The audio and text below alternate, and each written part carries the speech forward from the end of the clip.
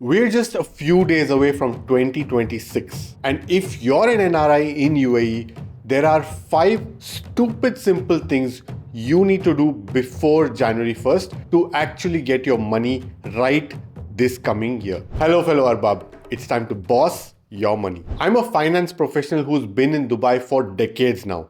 And every December, I see the same thing. People making New Year resolutions about money, and by February, they're back to financial chaos. But here's the thing. If you spend the next few days doing these 5 things, you won't need motivation in February. You'll have a system, and number 4 is the one that's going to save you the most money. But it's also the one nobody wants to do. So stick around.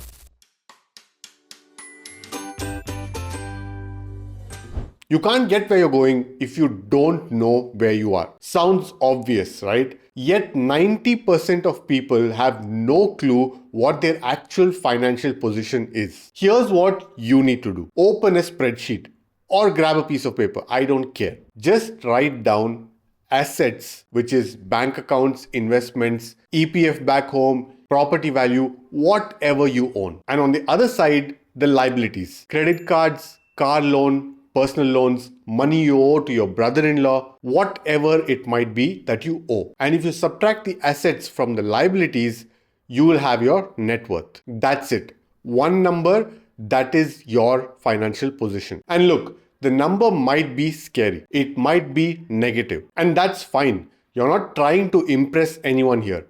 You're just getting honest with yourself. I started doing this exercise back in the December of 2007 when I first started working. My net worth at the time was already the negative because I made the stupid decision of taking a car loan straight after my first few months of being employed. Seeing that number really hurt me at the time, but it was a wake-up call that I needed. Fast forward to today, and I'm in a very different position. But it started with knowing the score. Do this before December of 31st. Know your number.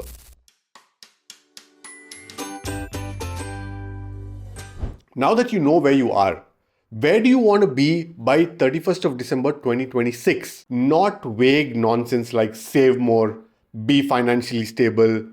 I want to see actual numbers. Increase my net worth to 100,000 dirhams. Save 30,000 towards my emergency funds. Invest 2,000 every single month. Pay off the 15,000 dirhams I have in credit card debt. 1 year, clear targets. Write them down. And here's the thing about goals. They need to be slightly uncomfortable. If your goal is too easy, you won't push yourself. Too hard and you'll quit by March. Make it a stretch, but a realistic one. My 2026 goal, increase my investment portfolio by 25%. Is it aggressive? Maybe. Is it possible? Absolutely, I think so. Will I hit it? Hopefully, but we'll see in the next 12 months.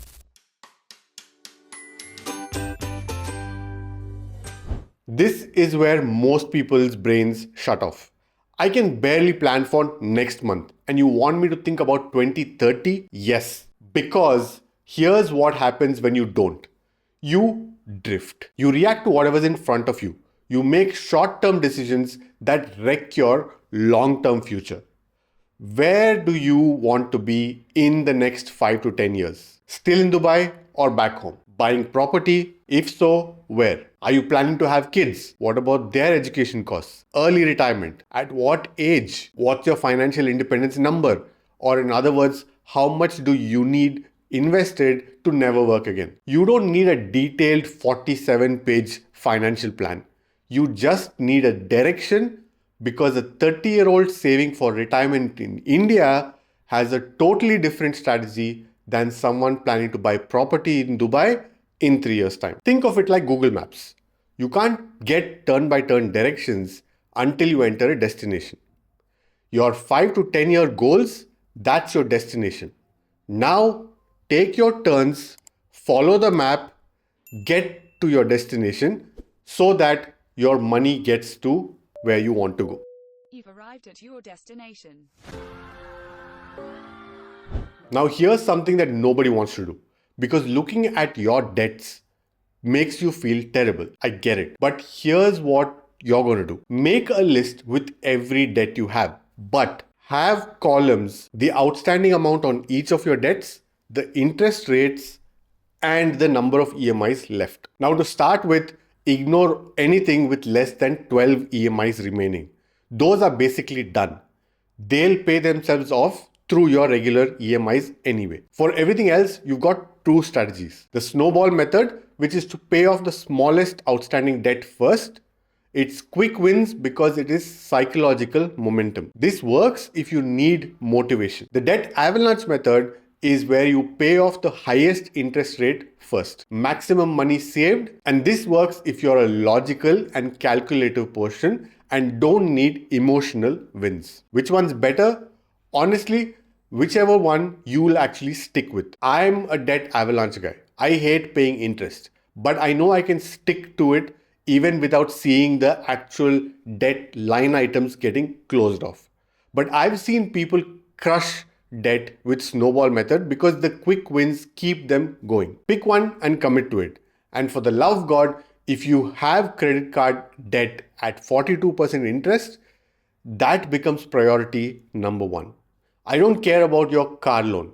That credit card is bleeding you every single day. Here's a fun fact for you. Every 1,000 dirhams you keep on a credit card at 42% costs you 420 dirhams per year in interest. That's not a typo. That's highway robbery, except you're robbing yourself.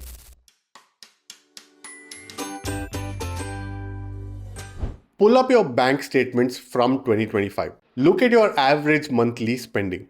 Multiply by 12. Now add 10% to that number for inflation and unexpected stuff. Boom, that's your 2026 budget. Now break it down. Fixed cost like rent, car payments, insurance, school fees, and then you have your variable costs like groceries, restaurants, entertainment, and then finally you have your savings and investments. Here's the key. You're not trying to account for every dirham you spend on coffee. You're not tracking every shawarma. This isn't about restriction. It's about awareness. All you need to know is, am I roughly spending X amount, saving Y amount, and investing Z amount every month? If yes, great. If no, you need to adjust. I review my budget once a quarter. Takes me 20 minutes, and that 20 minutes has saved me thousands in wasteful spending over the years. Warren Buffett said, do not save what is left after spending. Instead, spend what is left after saving and investing. Build your savings target into your budget first. Then spend what's left, not the other way around. Look, none of this is rocket science. Know where you are, know where you're going, list your debts, plan your spending. But here is the reality. Most people won't do it. They'll watch this video, nod along, and then do absolutely nothing. And in 12 months, they'll be in the exact same position, wondering why their finances never improve. I know you know this stuff, but this video is to remind you and bring awareness to yourself so that you don't do what you did over the last few years. Don't be that person. You've got a few days until the new year. Grab a spreadsheet, spend a couple of hours, get your money sorted. And if you want to see how I personally structure my portfolio and where and what I'm investing in for 2026, that video is dropping pretty soon. Yalla Arbab. Now go boss your money.